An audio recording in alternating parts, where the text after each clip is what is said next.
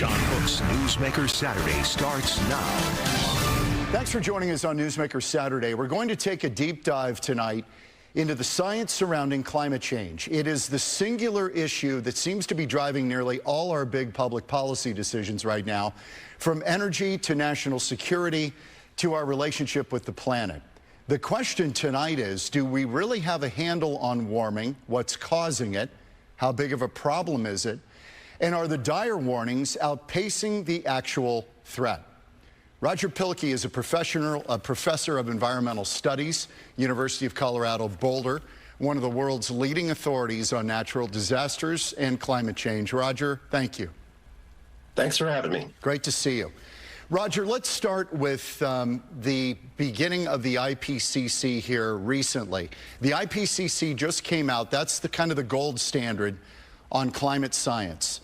It's the Intergovernmental Panel on Climate Change. This is all the governments kind of working together to come up with some kind of idea how we address this issue. Their recent report, the sixth assessment, a final warning on trying to keep us under 1.5 degrees centigrade of warming. First of all, what did you think of that report? It's pretty dire. It's fairly alarmist that we need to act now. We're running out of time. What was your take? Yeah, so the big picture is the IPCC is an organization that's been around for 35 years. It summarizes literally tens of thousands, hundreds of thousands of studies that are done on climate change. It's a really important organization. The most recent report was called a synthesis report, and it summarized the work that was done in 6 other reports over the last decade. And so it's important to understand the IPCC is not one group, it's not one organization, it's not just one report. It's many reports over many years. And when you take thousands of scientific articles, you boil them down into tens of thousands of pages of reports, and then you want to synthesize that into a summary of 50, 60 pages, a lot of choices have to be made about what gets included and what does not. And the most recent report took a very activist, almost exhorting policymakers to act on climate change, which goes well beyond the mandate of the IPCC. We can talk about the substance and what's in there, but it took on a mandate that was very different than just assessing the scientific literature. Do you worry, because the scientists are doing some great work, but do you worry that the science is getting hijacked by the policymakers and the politicians and the diplomats? Yeah, this is always a risk whenever science meets politics.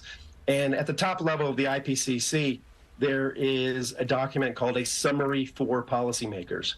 And that's a little bit of a misnomer because it's a summary approved by policymakers.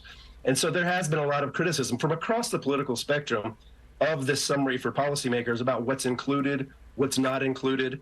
For example, eating meat was downplayed in the report, but then policymakers didn't include that.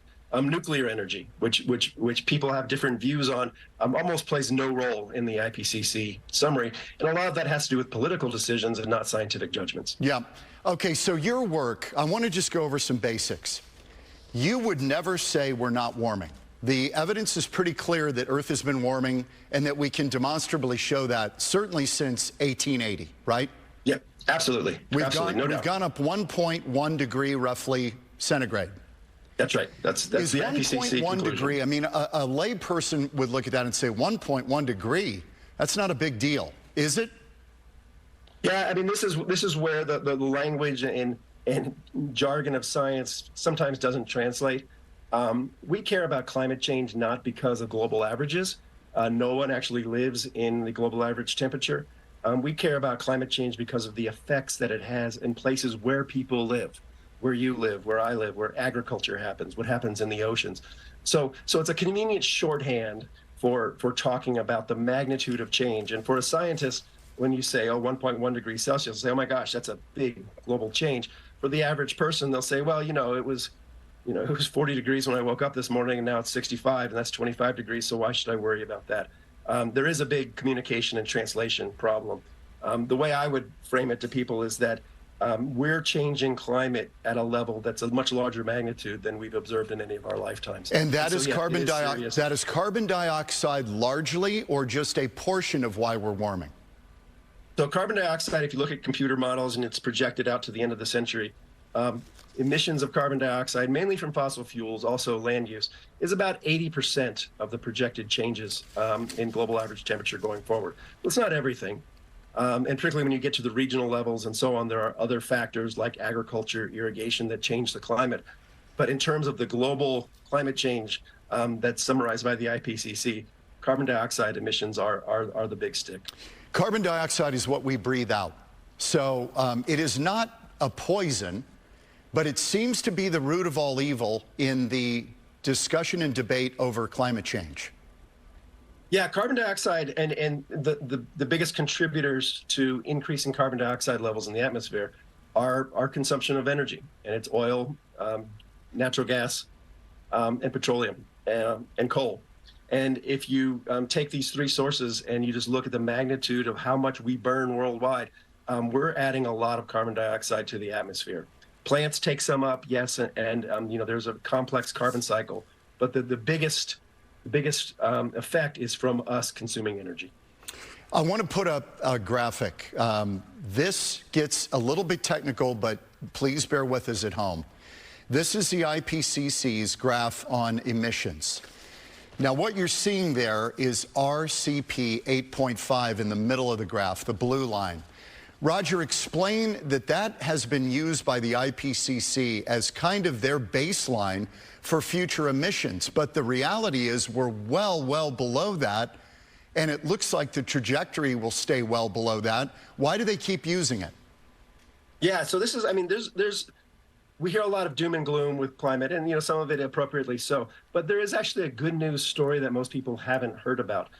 The way that climate scientists project the climate future, they start with projected emissions. How much are we going to emit worldwide in coming decades through the century? And it turns out that the assumptions for how much we're going to emit are actually out of date. They come from the late 1990s, early 2000s, and they projected that we were going to be emitting more and more carbon dioxide, mainly because we'd be burning more and more coal. Well, it turns out the real world hasn't followed those assumptions. We are still consuming a lot of energy, but it looks like emissions are plateauing. So they're not continuing to increase. So getting to net zero and reducing emissions is still an enormous challenge, but the worst case scenarios that were on the table 10, 15 years ago no longer look plausible. And unfortunately, the scientific community in the IPCC has not caught up. So when we look at the most recent report, it's a little bit like looking in the rearview mirror at what science recently did, not where we're at today. And that's a little bit frustrating because there is some better news out there on climate than you might guess. When the IPCC releases its report and the UN starts talking about this, we hear a lot of hyperbolic language, blinking red light, time is running out, existential threat. This stuff scares people. And I'm wondering if it's grounded in reality of the science, or is it the politics that's taking the science and using it to their political advantage? Yeah, there's been a long time debate in the environmental community about how change occurs, and it's not unique to the environmental issue. We saw this in the Iraq War and so on. But there's this idea that the general public needs to be scared, and if they get scared, then they're going to take action or support certain policies. And climate change is no different. And so there has been this tendency to emphasize the apocalyptic, the extreme, the scary scenarios in hopes that that's going to capture people's attention. And I guess we could say to some degree that has worked. But as the science has advanced and we've learned that, yeah, climate change is real, it's serious, but it's not the end of the world, there is this dissonance between that apocalyptic messaging and where we're at in the science. And I worry that that sort of messaging is going to backfire and people are going to either tune out or they're going to say, look, they're overcooking the pudding, so to speak, with the science, and they're not playing it straight. I think you're absolutely right about that. I think it's why some of the public polling on this, people are a little bit kind of fatigued by some of this. Let me put up a graphic. This goes back to 1989. You talk about kind of the threat. This illustrates it very well. This came out in June of '89. UN predicts disaster if global warming not checked, saying that entire nations could be wiped off the face of the earth by rising sea levels if the global warming trend is not reversed by the year 2000. This is, and we've gotten 30 years of this stuff, and I mean, 50 million climate refugees by the year 2020. Snowfalls will be a thing of the past. Manhattan underwater by 2018. UN, says entire nations wiped off the map. This is the kind of stuff that, thank God it hasn't come true. But when this stuff is put out there and it doesn't come to pass, people start saying, wait a minute, you've been doing this for 30 years. Yeah, there's nothing wrong with, being wrong about forecasts. I mean, there's an old saying that prediction's really hard, especially about the future. And one of the strengths of the scientific community is that it's self-correcting. And we see this, and you know this, when we get weather forecasts wrong, we admit it and we say, all right, we're going to fix things. We're going to get our models better. We do this with economics. We do this with other areas. There's no crime that's committed when the environmental community, climate community got a little forward on its skis, so to speak, and predicted imminent disaster, and it hasn't happened. The thing that's important is, what do you do then? And I think I'm waiting for the course correction for people to come out and say, yes, climate change is serious, it's real, action makes sense. But those end of the world predictions that we made in the 80s and 90s, thank goodness they haven't come true. And here's why. And here's how things look from today. Have we improved things by being aware? Have we done some course correction that's been positive? Yeah, absolutely. Absolutely. I mean, if you take a look at the worldwide momentum for decarbonizing our energy system, and let's be clear, climate change is a really important reason behind decarbonization, but not everybody's on board with that. But boy, I just got back from a trip to Southeast Asia, and you look at the air quality in some of these places from the burning of fossil fuels, the particulate air pollution, that's killing people in real time around the world. And having cleaner air, cleaner sources of energy makes a lot of sense. And we saw, geopolitical vulnerabilities with reliance on Russian fossil fuels and so on. So there's a broad base there for why decarbonizing, reducing fossil fuel use makes sense. And that has taken hold. We've actually seen over the last decade an acceleration in the decarbonization of global energy. And that's only good news. And that's only going to continue because as technology advances, we have better ways to produce and consume energy. When we come back, we're going to take a break. By the way, you can read Roger Pielke's stuff at The Honest Broker on Twitter. He's on Substack as well. Interesting reads. He's the author of 2 books on this subject. We're going to come back with Roger Pielke in a minute. And when we do, Roger, we're going to talk about kind of the quote-unquote expert class and whether any lessons from COVID might spill over into the climate questions. We're back in a minute on Newsmaker Saturday. Back with Roger Pielke, one of the world's leading authorities on natural disasters and climate change, widely published in peer-reviewed literature, author of several books, A Climate Fix, The Honest Broker, and you can find him at The Honest Broker on Substack and Twitter. Roger Pielke back with us. Roger, I raised a question before the break. Lessons from COVID and the silencing of dissenting opinion. Some of those opinions turned out to be very accurate and they were silenced. Is there an analogy to what's happening in the climate debate?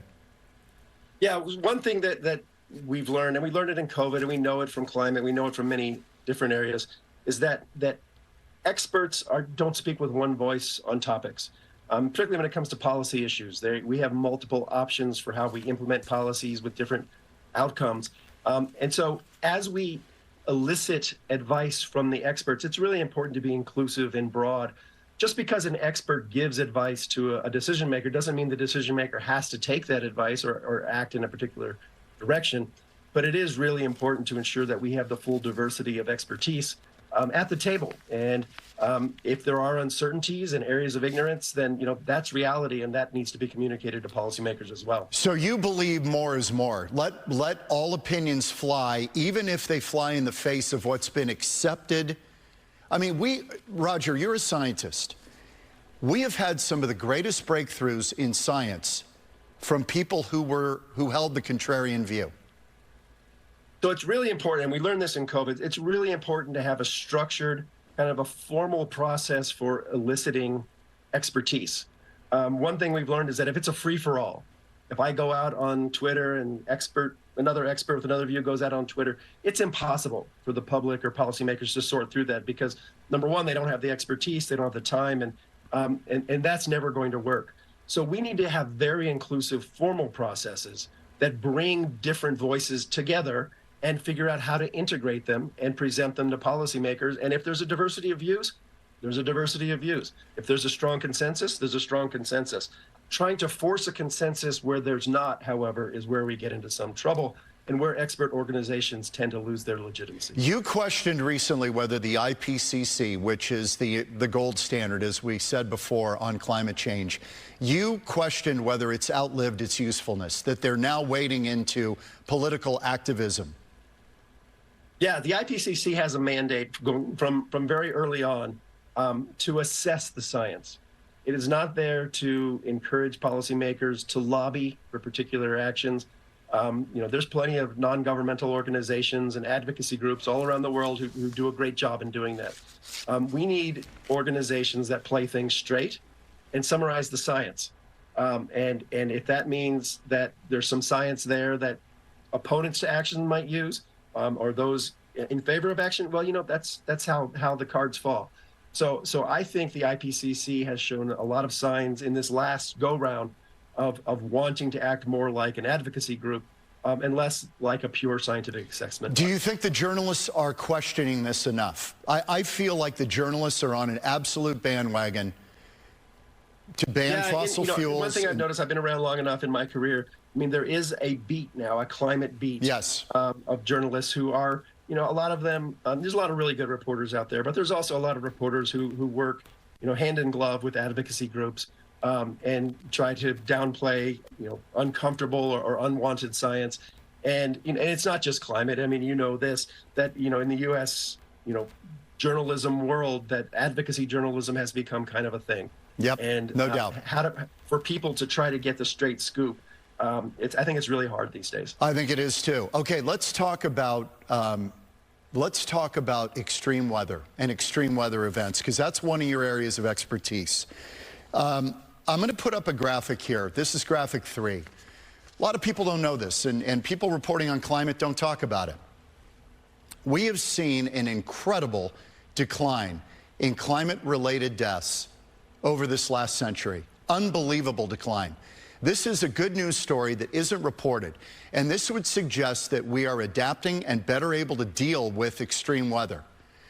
But it also raises a question, is the weather actually getting more extreme, or are we just better at dealing with it? What do you think? So there's two things to say at the top line. The first is, I'm going to give a shout out to the U.S. National Weather Service, to all of the people involved in emergency management and preparedness. And it's not just in the U.S., it's worldwide. The decrease in mortality and people affected by weather and climate events over the last century is a tremendous scientific and technological success story that we don't hear enough about. Absolutely.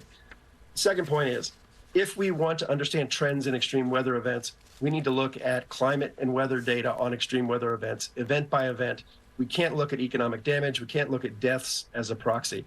So I've done a lot of work, and talking about extreme weather as one big bin is not particularly helpful. We have to talk about hurricanes, tornadoes, floods, winter storms, and go one by one. And some have uptrends like heat waves, and some don't have uptrends like hurricanes. So it just depends on the phenomena we want to talk about. Yeah, well, let's start with hurricanes. The death, let's talk about destruction numbers. That is generally because more people have moved to places in harm's way. Is that the long and short of it? Yeah, and that's not controversial. It's well understood in insurance and reinsurance. If you take a look, I give talks and I show pictures of Miami Beach in 1926.